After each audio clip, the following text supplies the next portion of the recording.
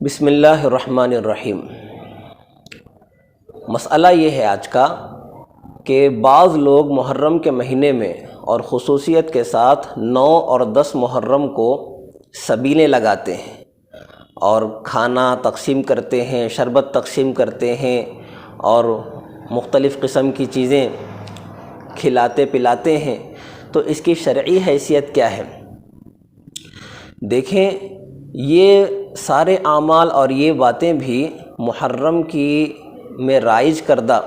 بدعات اور خرافات میں شامل ہیں، اس لیے کہ اگر اس کھلانے اور پلانے سے، سبیلیں لگانے سے مقصد اگر جو ہے اپنی ذات کے لیے ثواب حاصل کرنا یا پھر شہدائے کربلا کی روحوں کو ثواب پہنچانا، ایصال ثواب اگر مقصود ہو، تو ایصال ثواب کے لیے تو اللہ اور اس کے رسول نے نہ کسی مہینے کو خاص کیا ہے اور نہ کسی دن کو خاص کیا ہے، نہ کسی کیفیت کو خاص کیا ہے۔ تو پھر یہ جو ہم نے خصوصیت کی ہے کہ خاص مہینے میں، خاص ایام میں، خاص کیفیت کے ساتھ کریں گے، تو یہ ہم نے اپنے طور پر لازم کیا ہے۔ معلوم ہوا کہ یہ ایک ایسا عمل ہے کہ شریعت میں اس کا ثبوت نہیں ہے، اور ثبوت نہ ہونے کے باوجود ہم نے اپنے طور پر دین سمجھ کر اس کو اپنے اوپر لازم کر لیا ہے، لہٰذا یہ ایک دین میں زیادتی ہوگی اور ایک بدعت ہوگی جس کا چھوڑنا لازم ہے۔ اچھا، بعض لوگ یہ خیال کرتے ہیں کہ اس سبیلیں لگانے اور کھانے کھلانے سے جو ہے شہدائے کربلا کی روحوں کو خوشی ہوگی، وہ خوش ہوں گے۔ اگر اس خوش ہونے اور خوش کرنے سے مراد اگر ایصال ثواب ہی ہو تو اس کا تو معاملہ بھی بیان کر دیا گیا ہے کہ یہ ایک بدعت ہے، اور اگر اس سے مراد جو ہے ان کا تقرب حاصل کرنا ہو، بالکل اس طرح جس طرح کے غیر مسلم لوگ جو بت پرست ہیں وہ اپنے بتوں کے نام پر جو ہے چڑھاوے چڑھاتے ہیں تاکہ وہ ان کا تقرب حاصل کر سکیں، ان کا قرب حاصل کریں،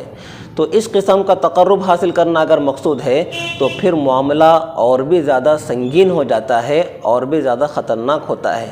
ایمان کے لالے پڑ سکتے ہیں۔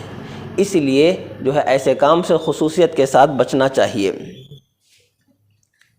بعض لوگ تو یہ بھی سمجھتے ہیں کہ یہ سبیلیں لگانے کا عمل اس لیے کیا جاتا ہے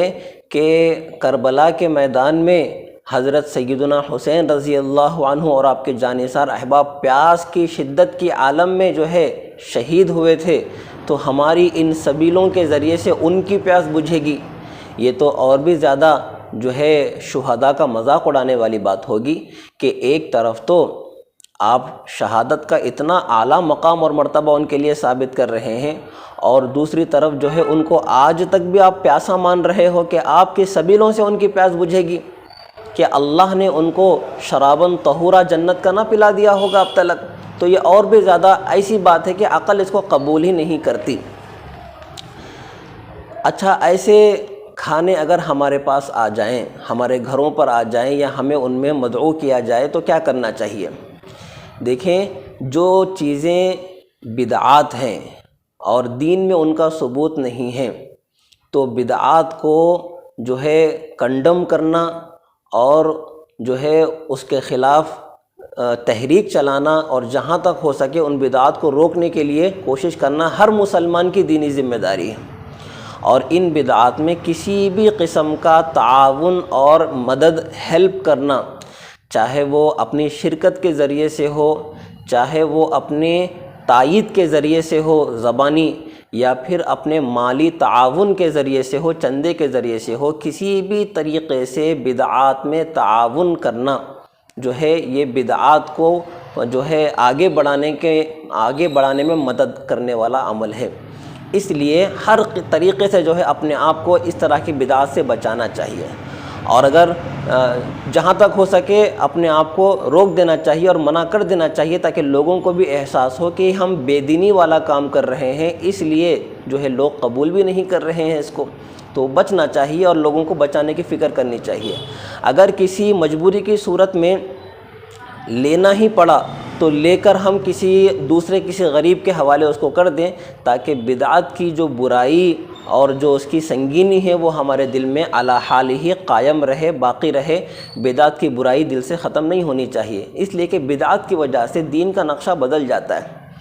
دیکھیں یہ بدعات جو ہوتی ہیں یہ بڑے خوبصورت راستوں سے ہماری زندگیوں میں انوالو ہوتی ہیں۔ اب بتائیں کون سا ایسا ایمان والا ہوگا کہ جسے اہل بیت کرام سے محبت نہ ہوگی؟ حضور پاک علیہ السلام سے، صحابہ کرام سے اور اہل بیت کرام سے کس مسلمان کو محبت نہیں ہوگی؟ تو اب دیکھیں وہ صحابہ کرام اور اہل بیت نے تو اس دین کی حفاظت اور اس دین کے عمل کرنے کے خاطر دین پر اپنی جانیں انہوں نے قربان کر دی ہے، اور آج ہم سے جو ہے انہی اہل بیت کا نام لے کر، انہی صحابہ کا نام لے کر ہم سے دین کا نقشہ بگاڑنے کی کوشش کروائی جا رہی ہے۔